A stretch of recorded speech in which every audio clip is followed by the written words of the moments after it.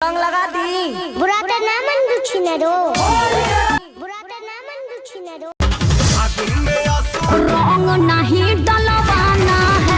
भाई लोग आज हम सोचनी है कि तनी होली के बारे में देखल जा कि कैसे कैसे होली होला।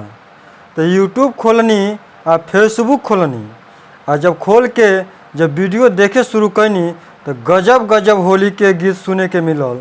ने का मतलब ये होली हो और तनी तुहनो लोग सुन के देख लो गजब गजब के होली बा।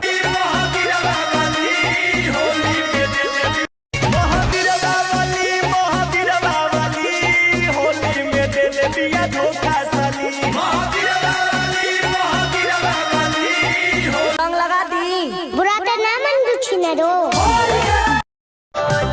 का हो करे जा तनी रंग लगा दी बुराटा नामन दुछिनरो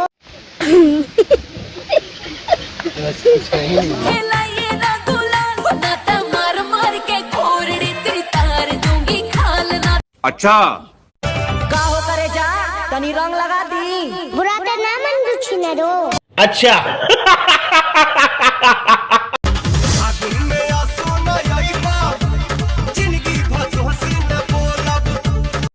अरे कहना क्या चाहते हो? नशा में अरे नशा में गड़िया लोट के रोड पर हॉकी हो जानी नशा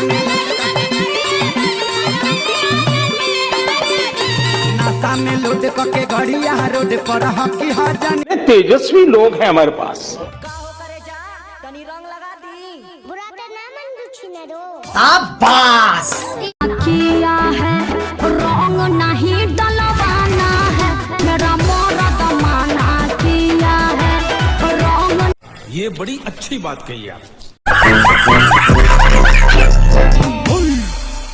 मरु मरदा के गोले दे रंग के पूरी जो बारात का करबो फर के रंग के पूरी जो तो ही बारात। तू साफ सुथरा बात बतावा कि तू केकरा से रंग डलवाइबू। हमको स्वाहा जी से डलवाए मरु सब जत के